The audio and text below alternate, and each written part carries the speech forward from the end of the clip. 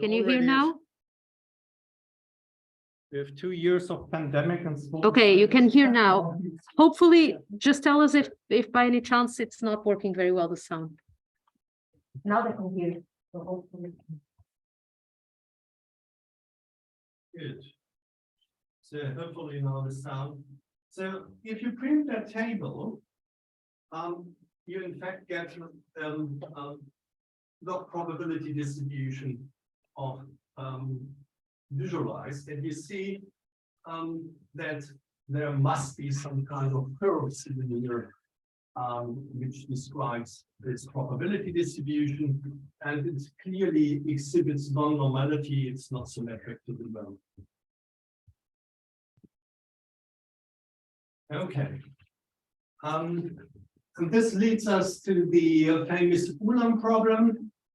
When n goes to infinity, so we're looking at large permutations. Ulam asked the question in 61, how does the expected value of the length scales?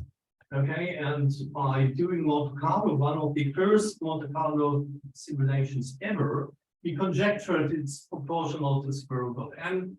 Later, Hammersley proved it is proportional to square root of n, and Burschik and Karov then proved the probability of the concept is T. And then came in 1999 the famous paper by Bike, Gino Bike, and Percy Dyke that called Johansson, proving that the rescaled version, so if you subtract the mean and rescale by 1 over n over 2 to the power 1/6, it weakly converges to the Tracy-Widom distribution.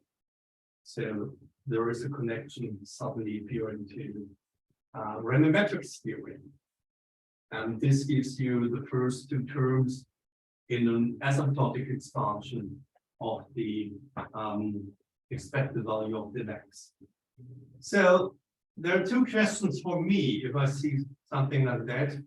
How accurate is it? And can you expand further? Okay. And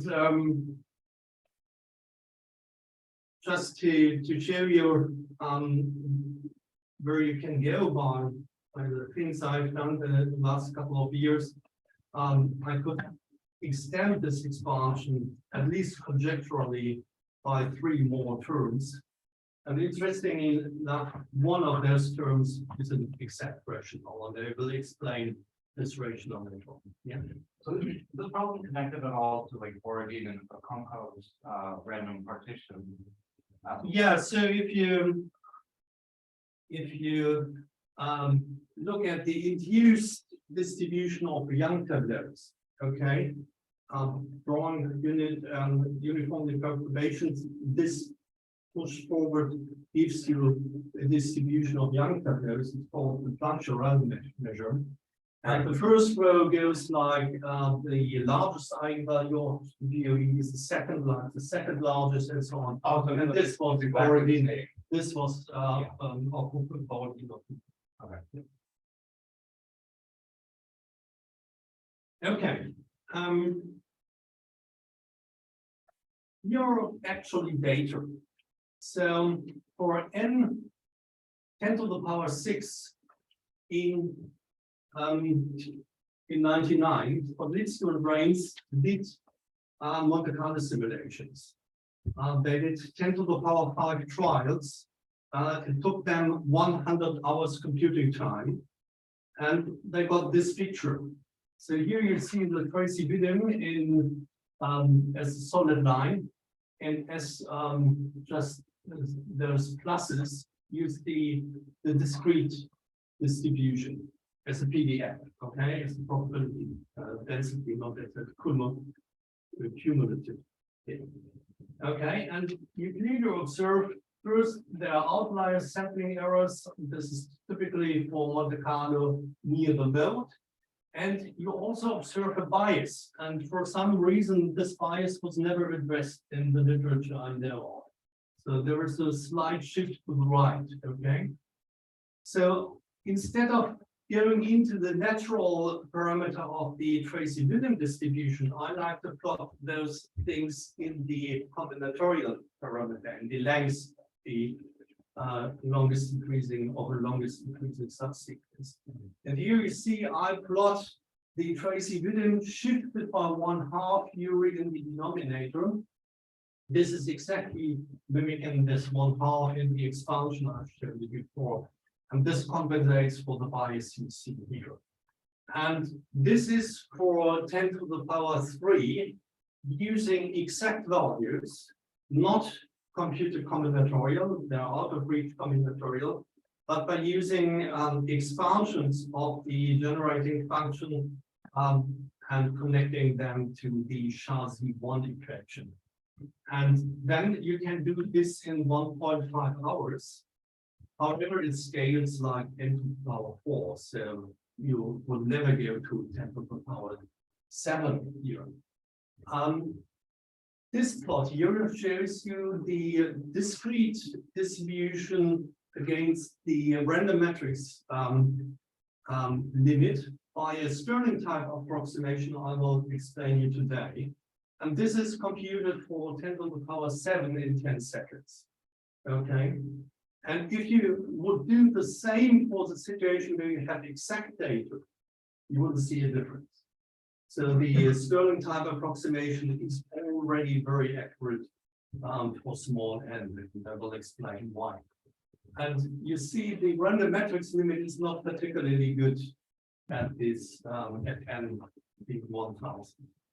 Okay, so the question is what kind of accuracy you get. So here what I do is in a double heuristics plot, because I have exact data up to 10 to the power 3, I just look at the error of the Tracy-Widom approximation. Those are the red crosses. They lie perfectly on a line behaving like n to the power -1/3. Okay, so I will show you later on.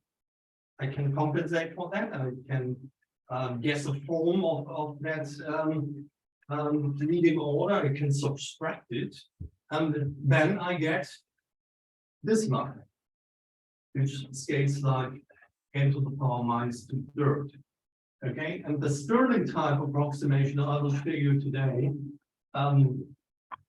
among other things, has a scaling like n to the -3/4. So especially this error is much below, by orders of magnitude below the random matrix error, and I can use the Stirling formula to reveal the structure of the random matrix error. And in this table, I just wanted to point here to one fact. If you compare the Stirling type formula, this Monte-Carlo or random matrix limit, you see it's also accurate in the tails. Okay, so this is apparently not an additive error, but a multiplicative error. So you get the right size and you get leading digits in the Stirling type approximation, whereas in Monte-Carlo, the tails cannot be accurate. You would have to sample more than this small probability 10 to the -19.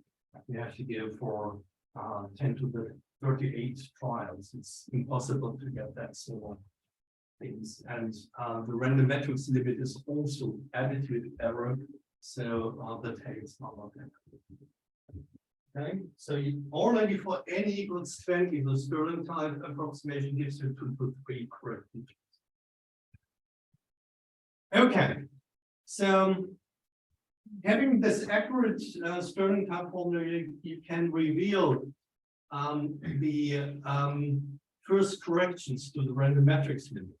And revealing the first correction to the random matrix limit was started by Peter Forrester and Anthony Mays from Melbourne in earlier this year. They used Monte-Carlo, and they hit computed data up to n equals 20,000, and they plotted the revealed error on top of each other, and yes, there should be a function of 4 sitting behind. Okay, and using the Stirling type formula, which is much more accurate, and needed for revealing the leading order term. And because it's so exceedingly fast to compute, I could do 10 to the 6, 10 to the 8, 10 to the 10, plot them all over each other, fitted a polynomial of degree 64 to it. And this leads us both, Forrester and Mays and myself, to conjecture that after Tracy-Widom, there comes the term of that. Okay, there is a functional dependence on T, on the Tracy-Widom parameter, which scales like n to the -1/3. Okay, and you can go even one term further, but before doing that, I would like to explain you the one where the 1/2 comes from. If you go from the cumulative distribution to the probability distribution itself, it's a difference. If you use central differencing formulas, which give you the best order approximation, so it's really revealing the next term and not cluttering it, then you have to shift by 1/2. You have to go in the middle of those little things. Okay, and this explains the shift in the bias. I'm very sorry. I missed. So what is F2? What is F2, 1? F2, 1 is the first function which was revealed by this experiment. So there is no formula for it yet. I have a formula now. I Oh, will okay. show you later on. Yeah. This very morning, I got the formula. So, and this is a Tracy-Widom, okay? Good. So this explains the 1/2. You can put it differently. There could be a shift here, okay? And all shifts, if I shift here, L minus C, would give me the same leading order. But if I use a Taylor expansion to get rid of the shift, then I will get a n to the power -1/6 instead of 1 -1/3. So there is a unique shift which gives a better approximation, and that you need to shift here on the level of the cumulative distribution function is just 0. Okay, and it induces a shift of 1/2 on the probability density function side. Okay, but now you can play the game one term further and reveal the next error correction, and this is a refined conjecture that there will be a second function depending on the Tracy-Widom parameter correcting the CDF, and there is an induced expansion of the PDF, and here you see the curves fitted and the curves calculated on the fit. Okay, and you see that just differentiating wouldn't be enough. You have to do those corrections. Okay, so this hopefully motivated you to look a little bit into closer into the whole setup, the web of knowledge in that area. So the machinery to go into all this, what I've shown you, starts with the generating function of all those probabilities. And the right one is looking at the parameter n here in fixing L, the maximum length. Okay, this is the number of symbols you are permuting. Okay, and you sum from n infinity to 0 to infinity, and it's an exponential generating function. Okay, this was studied in the 90s, this generating function, by the means of symmetric functions on one hand side and representation theory on the other hand. Those use in the end sure functions. Okay, so Ila Gessel in 90 obtained that this generating function can be expressed as the Toeplitz determinant of certain modified Bessel functions. Okay, and Eric Rains, working on a thesis under the Percy Diaconus in Harvard, he established that this generating function can be expressed as a group integral over the unitary. So in fact, it's an expectation value over it's kind of the moment generating function over the unitary group, respectively how measured. Okay. You can combine those two things, going from the group integral by Wyatt's integration formula to a standard multidimensional integral. And you can introduce the Fourier transform of the modified Voigt-Bessel and go on via Schegel's formula to a multidimensional integral, and they're both the same. Okay. So you have group integral and Toeplitz determinant. Using the just determinant calculus, Peter Forrester in 94 could establish that if you're using real values, positive real values for Z, this is related to the hard edge scaling value and limit of the Laguerre unitary and ensemble of parameter L. So you're looking at the probability that the smallest eigenvalue in that ensemble is larger or equal to 4R. And you're taking the LUE of parameter L. Okay, so it's connected to another. The generating function itself is given by a random matrix expression. And using matrix hypergeometric functions and in terms of Jack polynomials, this group integral by work of the Forrester from the 94th same year also leads to it. Okay, so there is this threefold way of expressing it in terms of random matrices, as a group integral, and as a Toeplitz determinant.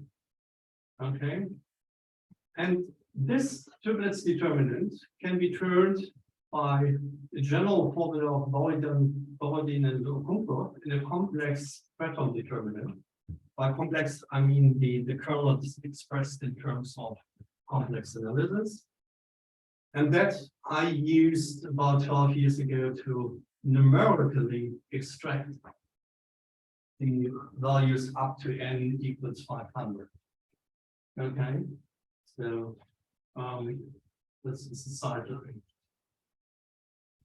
Now, using this random matrix expression here, Forrester, by means of statistical expansions, could express it as a Bessel kernel pattern determinant. And numerically, that's the basis because I developed methods for pattern determinants long ago. This is a method this is the expression I use to really calculate the Stirling type formula up to 10 to the 15 or larger.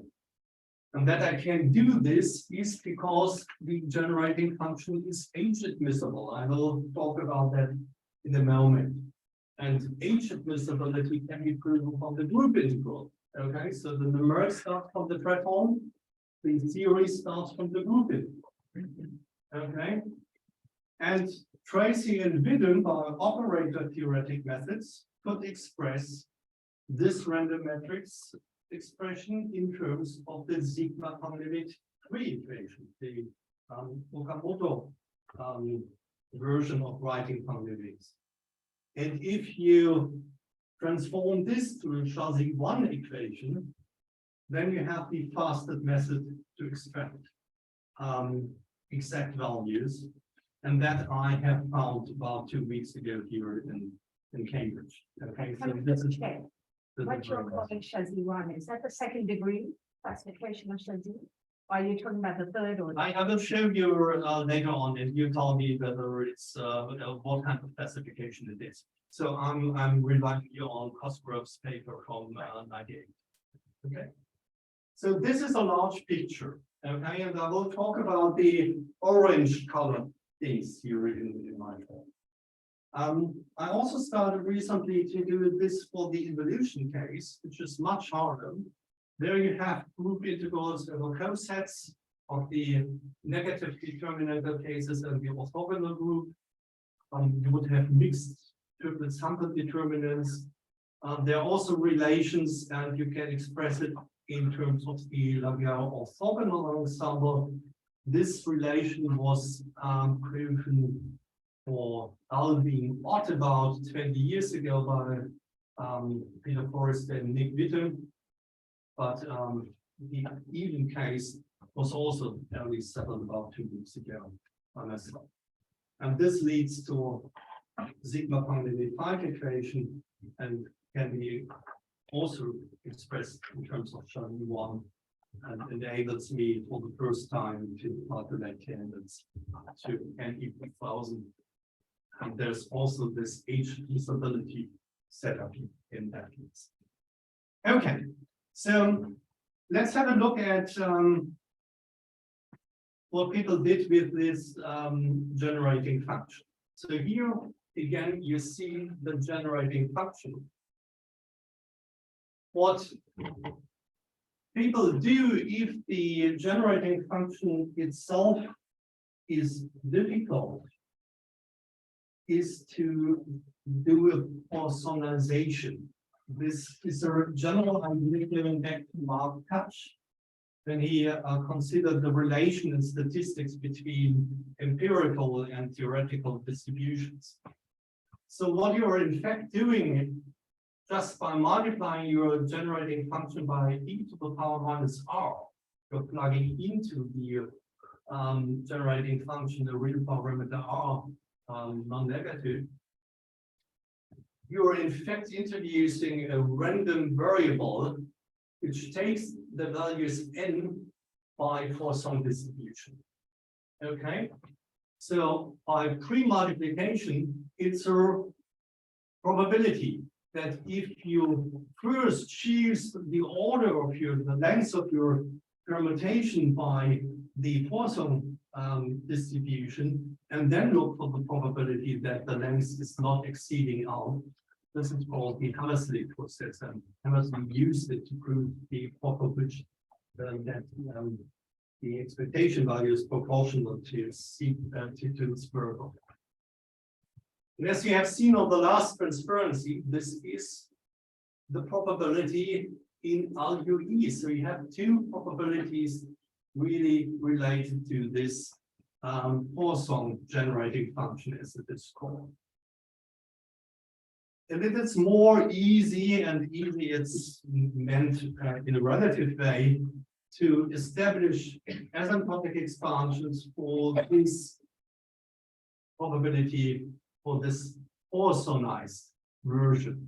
In fact, you have this asymptotic expansion for R given to infinity, and this is a general setup or knowledge in using generating function. If you want to establish asymptotics for a sequence of numbers, and the generating function is an entire function, then you have to do a singularity analysis of the essential singularity at infinity. Okay, and this means asymptotic expansions in certain sectors, for instance. Okay, so here you have really only on the real line the asymptotic expansion. The first time is shown here. Okay, it's related to the derivatives of the Tracy-Widom distribution. And this was established a little bit hidden in a paper on a different combinatoric problem by Bake and Jenkins about 10 years ago, and Forrester and Mays did it independently this year. And the background is following. So originally, people only got the leading order term. Okay, and Bike, Deicht, and Lonson in their famous 99 paper, they expressed the generating function in terms of the triplets. So Gessel's formula. The Toeplitz determinants can be turned into a Riemann-Hilbert problem. And then they use the nonlinear method of steepest descent in order to establish asymptotics of the Riemann-Hilbert problem. Bornemann and Forrester did it 5 years later in a different way. Based on the Freton determinant expressions, they did what is now called the hard to soft edge limit. So they turned by rescaling the hard edge scaling limit of the Laguerre unitary ensemble into the soft edge scaling limit of the Gaussian one, and this turns this function into the Tracy-Widom. Okay, so and by adding or going into the first correction terms on the Riemann-Hilbert side, Bike and Jenkins established this expansion, and by looking at the expansion of the Poisson determinants, Forrester and Mays got this expansion again. Okay, but this is the expansion for the probability of the Hammersmith process. It's not an expansion of the probabilities we're interested in. So we have to recover from the Poisson generating function knowledge about the probabilities itself.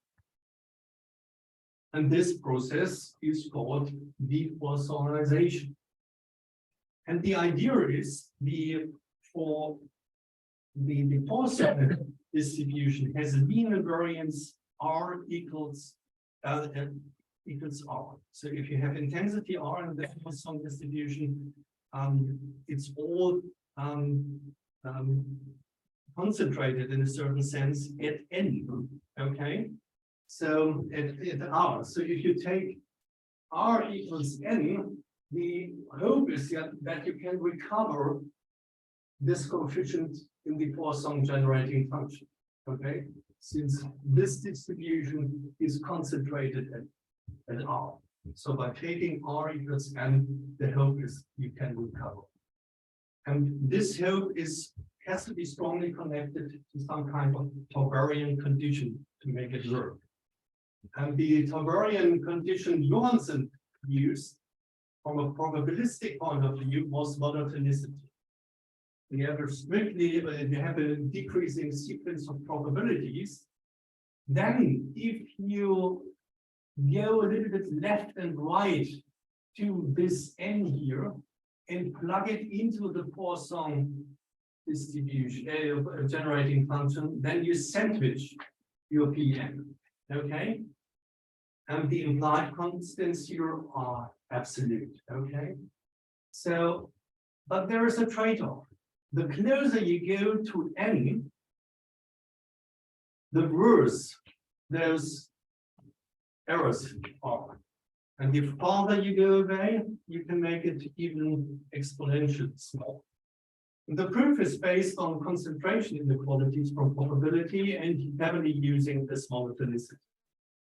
Okay, but now if I plug this into my Poisson generating function, okay, and use the Taylor expansion in order to see the same leading order, then applying it to the Jenkins expansion will clutter the first order correction they have established. So the error introduced by the Taylor expansion, because I have to go off N, okay, is cluttering the first order expansion term. So there is no hope using this kind of machinery to establish the first order correction.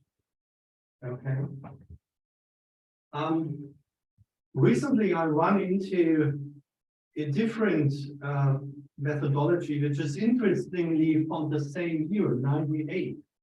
In fact, two discrete mathematicians working in computer science in the area of analysis of algorithms, where you study the runtime of algorithms, Chazy and Spankowski, they introduced a method they called analytic de-Poissonization. And this is strongly related to age admissibility, about what I will talk a little bit later on. And analytic de-Poissonization has the advantage, it gives you an equality. Okay, it gives you an equal and an expansion and not a sandwiching. And my hope was that this might work. And this very morning, I was able to show that under a Tauberian condition, which is related to age admissibility, you can get a full expansion in terms of the Poisson generating function for the nth term. And the coefficients of this expansion is in terms of higher order derivatives of the Poisson generating function evaluated at n. Those coefficients are the diagonal entries of the Poisson-Charlier polynomials. The Poisson-Charlier is you put the measure of the Poisson distribution of intensity R on the non-negative integers, and you take the discrete orthogonal polynomials with respect to that measure. Okay, with respect to then the variable x. Okay. And so you have intensity and you have x, which is the variable of the polynomial. This is the degree of the polynomial. And here there are the diagonal terms. Okay, which is kind of interesting. And if you expand that and you take the first correction, you plug in the Bike-Jenkins expansion, then you get this expansion for the probability itself. So for the original counting problem, and the change over the Bike-Jenkins, one might have thought, oh, just take Bike-Jenkins and plug in R equals n. But then you would have lost this factor of 6. So this factor of 6 is new and comes from this new de-Poissonization process. And this agrees perfectly with the numerical data. Yeah. Sorry for interrupting. Just the structure a little bit strange. So the first two terms are equal for the n, then next n squared, and then again n. No, I mean, yeah, here. Yeah. So this is expansion in what variable? So n. So this is the limit. This is the limit with respect to n, I believe. Yes. There is obviously a shift or something like that. No, but my question is trivial. So you have n, then n squared, and then again n. Yeah. It's okay. No, this and P4 is the same P4. Okay, it's okay. Okay, so if it is okay, if it is as it is, and if it is an H, then it's all right. This is because they're diagonal. I mean, they're with respect to x, you have this their case power polynomials. And then if you plug in n r equals n, then yeah. So I this can't expansion with respect to n or what? So No, what? it's in K. K, the order of the derivative seems. I'm just reading the top line. Oh, okay, but this series is what? So what it represents? It represents you want to approximate. Yes, you're right. Eventually, you want to get asymptotics corrections to large n asymptotics. Yes. Yeah. So the large n asymptotic term is Tracy-Widom, and then you get corrections. This derivative is I should just show you the calculation. Okay, yeah.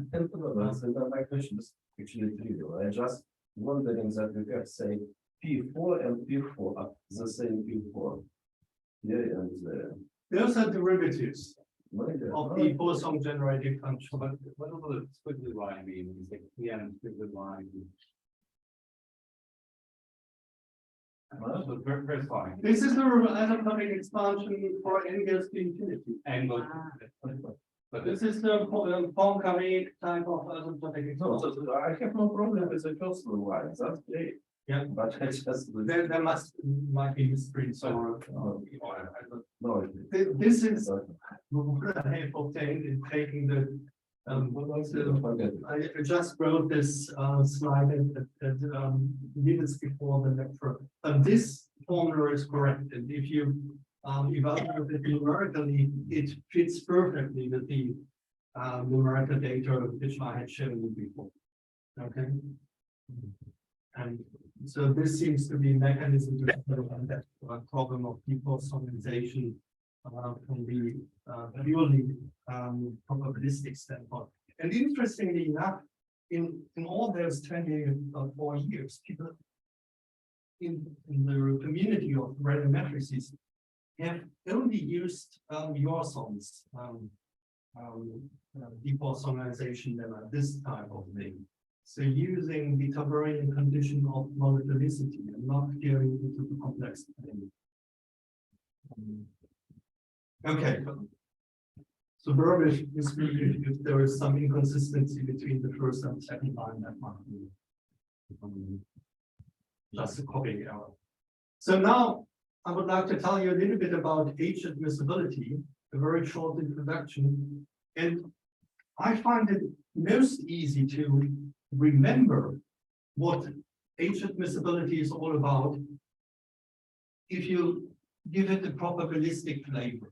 So what I'm doing here is, if you have an entire function, coefficients an, and let's say they are all from a combinatorial problem, so they are positive, then by dividing, if you take z equals r and r non-negative real number, by dividing by fr, you get a series of numbers which adds to 1. So all of them are probabilities. Okay, so this is not power r, but index r, to make clear that those probabilities are depending on this intensity. And in the area of probabilistic sampling of combinatorial structures, those probabilities are called Boltzmann probabilities. And there is some relation to Gibbs Millers and other things. Therefore, it's not a completely weird name.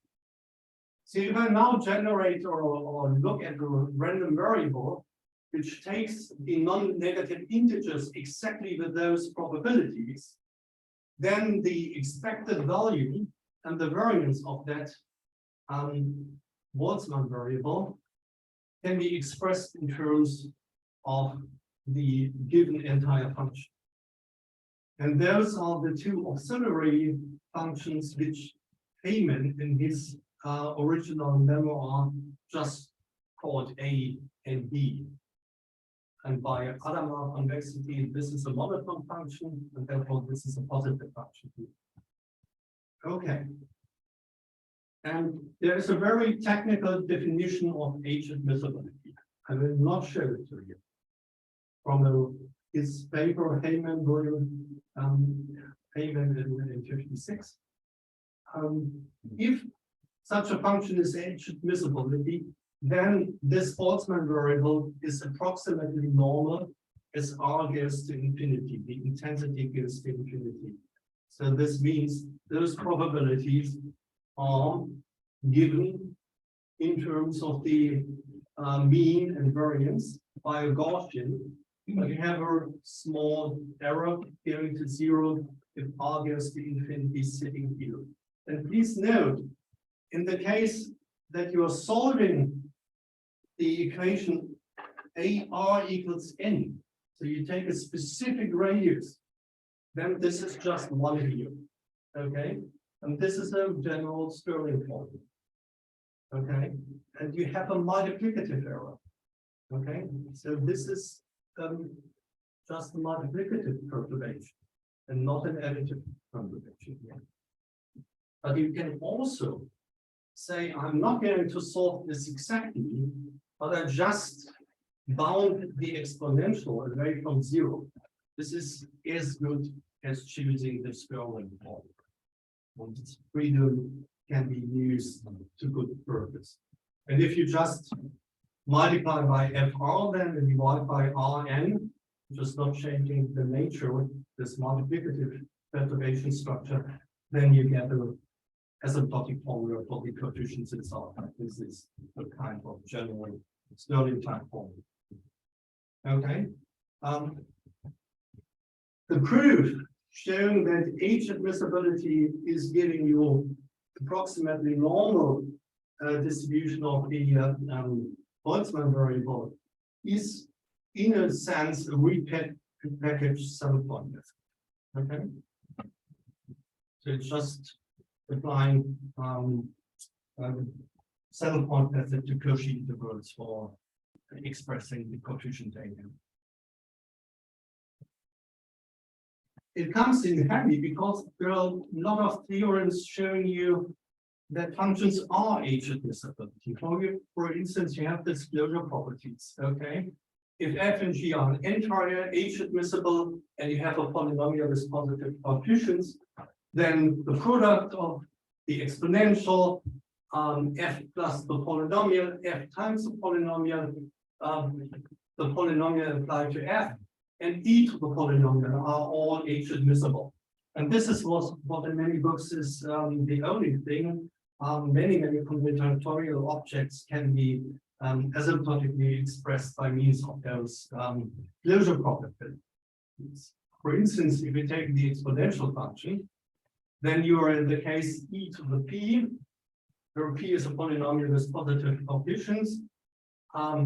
The auxiliary functions are just r and r, which is clear because the Boltzmann distribution is then the Poisson distribution, and b the variance of the intensity. And now solving this equation for n is simple, r equals n. You plug it into the normal approximation, and you get the classical Stirling form. The interesting part is it is well known in statistics that the Poisson distribution is approximately normal. And there are two ways of proving it. One is using the classical Stirling formula. The other one is using the variability of the Poisson distribution. If you count the number of involutions, which is necessary, for instance, if you look at the longest increasing subsequence problem for involutions, okay, and if you take the exponential generating function, then the exponential generating function is e to the z plus z squared half. It's again a polynomial with positive coefficients, so it's H-admissible. Here you wouldn't solve for the exact r, you just take leading order r squared equals n, so r equals square root of n. You plug it into, and you get e to the power minus 1/4, which is perfectly bounded away from 0. So you have again such an asymptotic formula, which was previously established by other means by Schauner and co-workers in 1951. Okay, so those are classical examples. And now going for the generating function of the combinatorial problem at hand. It's not in the class of problems expressed by the closure properties. So I have to do something else. And again, the question is, what is a Riemann singularity analysis at infinity to infer this kind of structure of H-admissibility, which then allows you to get asymptotics for the coefficients itself. And what I've repackaged here is the famous theorem 11 of Hayman. Hayman proved the function is H-admissibility if it is of genus 0, if it has only finitely many zeros in that area, in that sector, so bounded away from pi for all delta, and if the auxiliary b, the variance, goes to infinity as r goes to infinity. So I have to prove or to package those three properties. And the right way of doing it is I take the entire function generating positive numbers, and I look at f of z squared. This is exactly what I have in the situation. The Gessel determinant, you remember, was a function of square root of z. So I go to z squared and then do the analysis for z goes to infinity. If you have such a leading order term for all delta, now bounding it away from pi half, then f is H-admissible. And I use a fair amount of theory of entire functions. I have to look at the so-called Fragment-Lindelof indicator function. I can infer from that asymptotic expansion that f has order 1/2, and type tau. So it's genus 0 by theory of entire functions. If you look at this, it's certainly non-zero, the leading order. So and this is a multiplicative perturbation. So if Z is only large enough, you cannot have any zeros. And since F is not identical to 0, you can only have finitely many zeros outside in the sector for small Z. Okay. And I'm sorry again. But yeah, why to formulate the lemma you need both with square? Just to change this. Why not to formulate the condition for f of z? So what is so? I could have done so. Yeah. But it's comes handy because I have a good expression for f of z squared. Yeah.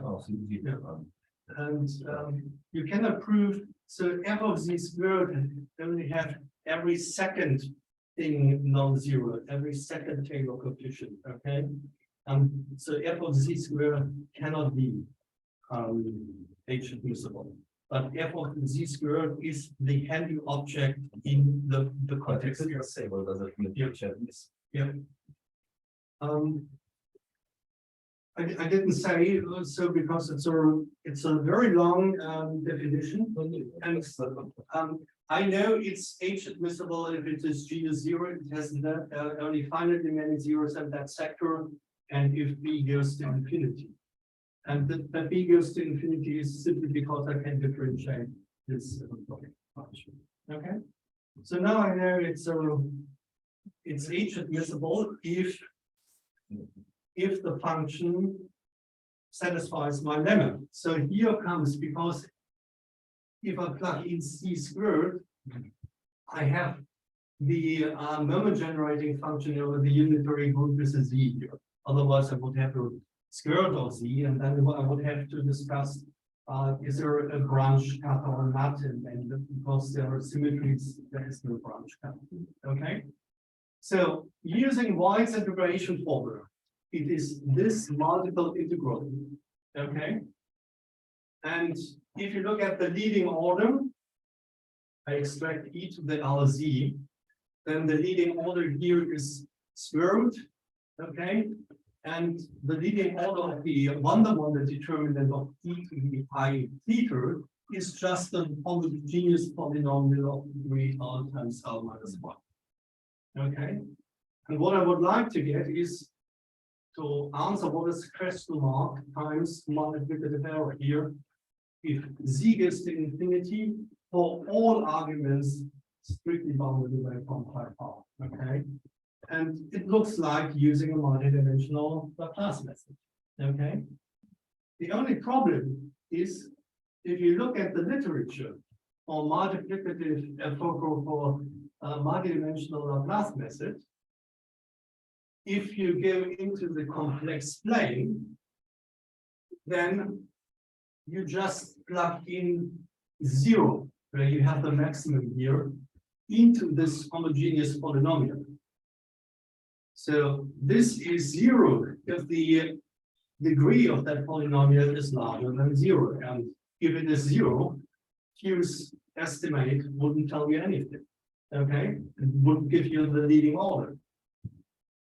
Then in many books you find, oh, transform this function to just x squared, okay, by a smooth transformation, which can be done by Moore theory, okay, and then you get this expansion here, okay. But what is the first non-zero coefficient? Okay, if the degree of the polynomial is larger than 0. My degree is L times L minus 1. And even in those cases I have shown you, if n goes to 10 to the 12, then this goes to 10 to the 24, the degree of this polynomial. So what is happening here, okay? And then people have looked at higher order vanishing of that function here, of the leading order term in the homogeneous expansion. So Clarkson and Sutter in 61 and the Irish Honeycurve in 10 They did it, but only for the real axis, not going into the complex domain. And I really looked in the literature for days, for weeks, to find the complex expansion, and finally I decided I do it myself. Okay.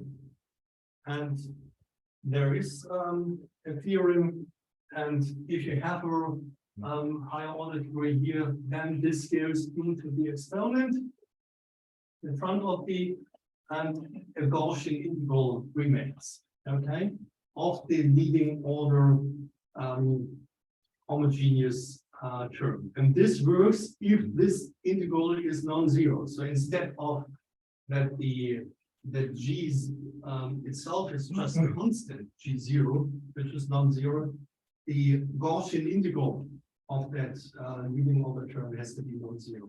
If the Gaussian integral of an homogeneous polynomial is non-zero, then the degree must be even. Okay, and this means I'm just adding an integer to minus r over 2, which is consistent with the more theoretical approach. Okay, and there's an application I get for the group integral, the leading order term, in the complex domain, just in the form I need it.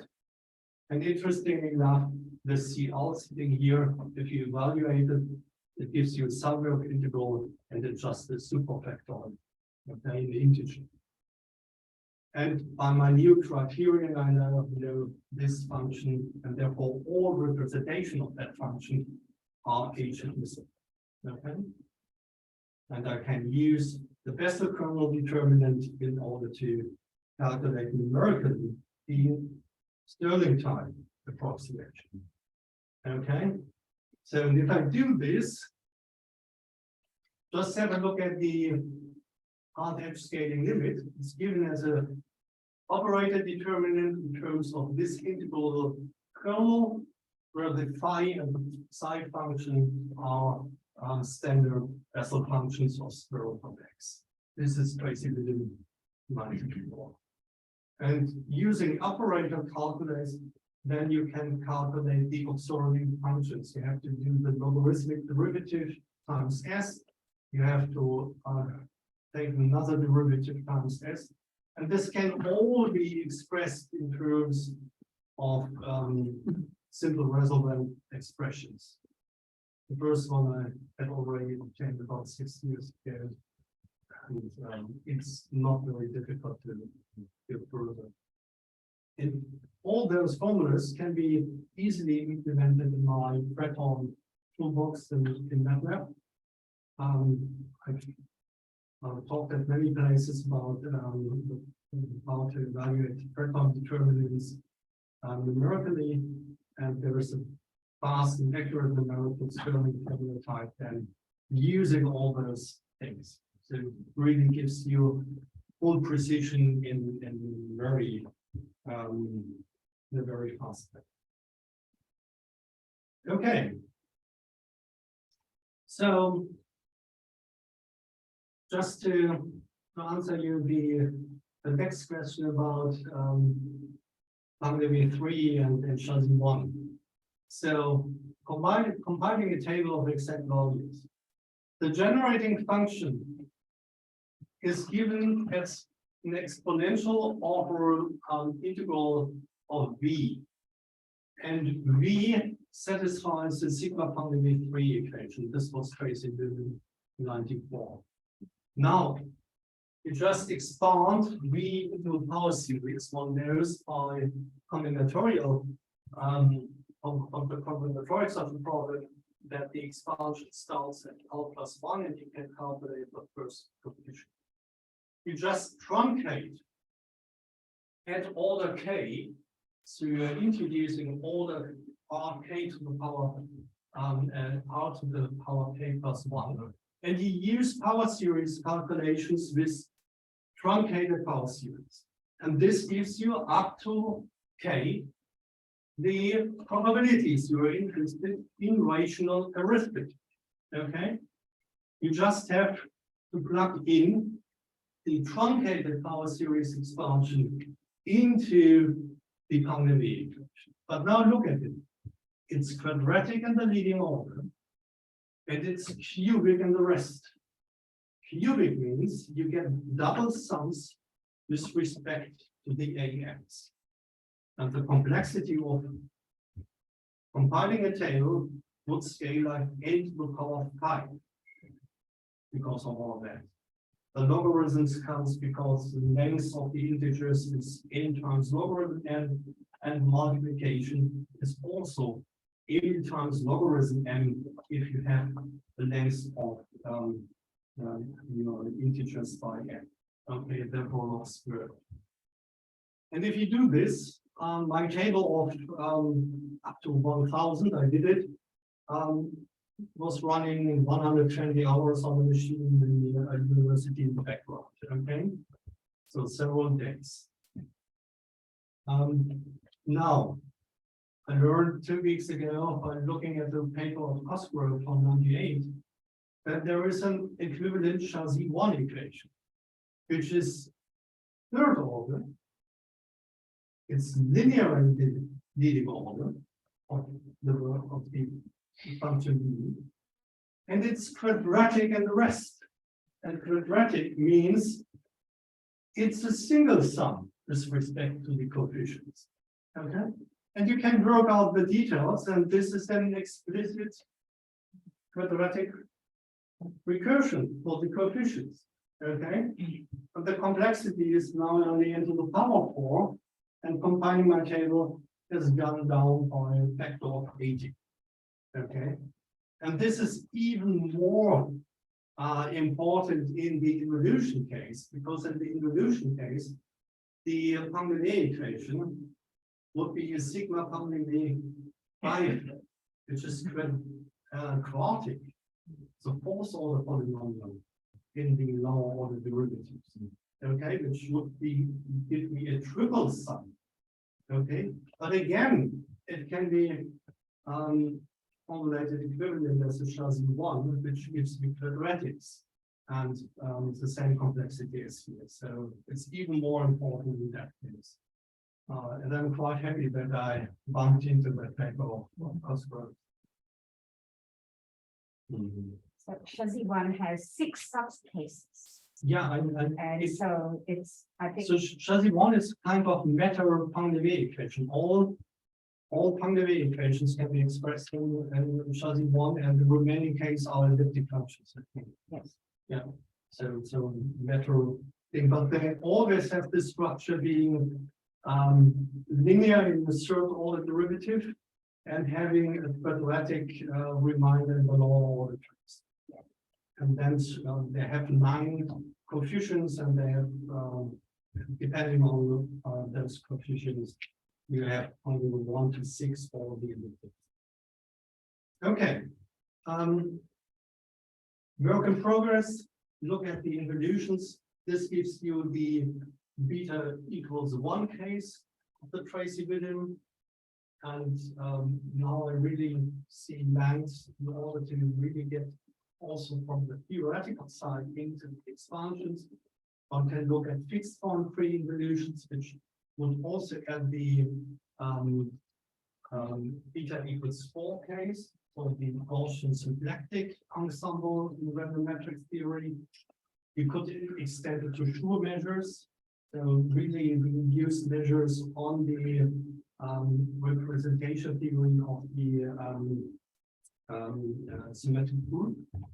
You could look at related combinatorial problems like last passage calculation, and I'm pretty sure that you can do all the things I've shown you today in all those cases. And in the first 2, I succeeded in proving admissibility, and I'm pretty sure that you can also do the analytic de-Poissonization. Okay, the open problems are at least heuristical fine functional form of those terms. I've shown you today that I'm pretty sure I found a functional form for the first term, so part of that is already solved, and to prove all the conjectures are here.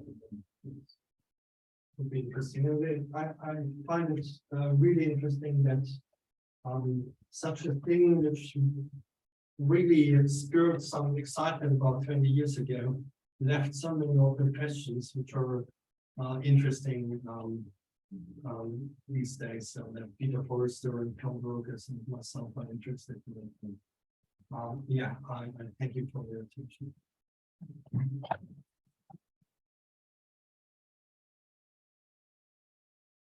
And we're reaching some questions, not more questions.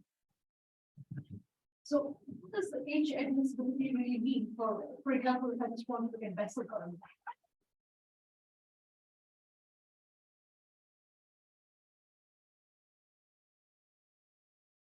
So the H admissibility tells you can use this kind of asymptotics, okay? Because you express the coefficient an of that entire function as a Cauchy integral and use the saddle point method. But using the saddle point method means you have to do intricate estimates, okay? And that might change from problem to problem. And what Hayman did in '56 was to have one setup of a quite complicated definition, which guarantees you the saddle point method will work.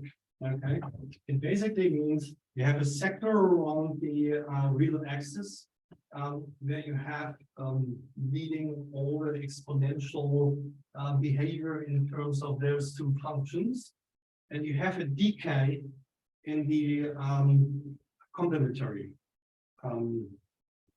area of the complex domain. Okay, that's basically the technical definition. And then he was able to show, oh, there are criteria which are very handy, okay, that guarantee you this H admissibility. And in combinatorics, it's so, they are so happy because many combinatorial problems are exactly in the class of those problems of those closure conditions. Okay, you stack them and you repeat all those operations, you get the Down numbers, you get Spirling numbers, all kind of combinatorial objects are in that closure properties. So in combinatorics, you seldomly or never even find theorem 11, because theorem 11 needs you to know a little bit about entire function. What is a GS0 function and so on. And what I've shown you here is this lemma even packages this. You only need an asymptotic expansion in the complex domain, and then you go. Okay, and I'm certain you could also shortcut it from this asymptotic expansion using saddle point method, establishing all the approximation instead of going by the theorem 11. But this is a framework. Okay, and now comes the Besser kernel. So the Besser kernel determinant is an expression for that. Okay. So by this equivalence with the group integral, using what I've shown you, the multidimensional Laplace method in the case of higher order vanishing of the prefactor, gives you the H admissibility. But I'm not using that function to compute the Stirling formula, but I use the Besser kernel Breton determinant because there I have simple numerics. And I'm evaluating that Stirling type formula numerically. I solve for the radius numerically, I plug in the radius in the Stirling formula, I evaluate this numerically. I don't get simpler analytical formulas. I just get it as a number, okay? But this allows me to calculate those distribution more than plotting accuracy up to 10 to the 15. Yes, it's about H admissibility. If you go back to the slides which I produced, yeah. This one? Yeah, it does. So it is formulated, your H admissibility you formulate in terms of function f, not in terms of the coefficients a n. Am I right? Yeah. So you have to know. So in principle, Yeah. it is yes, what you said several times about the refactoring of subtle point method, that it does. You indeed have to know f to I express have a to know. and association. And you have to look at the generating function. So it's again a Tauberian type of thing. Mhm. You analyze the generating function near. Yes, yes, so you have to know f. Yeah. Yeah. So it is not just you have some conditions on a n, and then you can get sort of asymptotic for a n. No, No. no. If you know, for instance, a singularity of your just Yeah. singularity of. And this is the interesting. That's a kind of this very classical sort of results. We don't know f. You know only the Taylor series, but you have information about singularity where it is, what is singularity as a circle of finiteness, then you can transform it to the asymptotic in the end. And this lemma is showing you that Yes. it's enough to have information about the essential singularity. Okay, and this is again a kind of Tauberian condition. So you know about the essential singularity. That's a fun. So you only need to do some single description. And then you can infer the asymptotic expansion of the coefficient. And this is the interesting direction in combinatorics and probability theory, right? Because you typically only have an indirect description of your probabilities or your coefficients in terms of the generating function. And then you would like to infer information about the coefficients on that function, and you need some kind of Tauberian condition. And this would be the Tauberian type of condition. Very good, very good. So I wanted to ask the question, the last one. So you mentioned some way about, I forgot with relation to which model it was. I just said mix Toeplitz and Hankel. What does it mean mix? It's a So what does it mean mix Toeplitz and Hankel? You have a Toeplitz matrix, you add a Hankel matrix, and you take a determinant. What? You have a determinant of a Toeplitz matrix plus a Hankel. This is what I okay. So you are interested in that yes or not or not? With the Toeplitz plus how? And how is the symbol simulated? The same symbol or not? Yes, Okay, I'll ask you. it's again modified vessel. The same symbol, but Yeah. for Toeplitz, the same symbol. Yeah. Plus a shift. Okay. Any more questions? If not, then that is thank you again.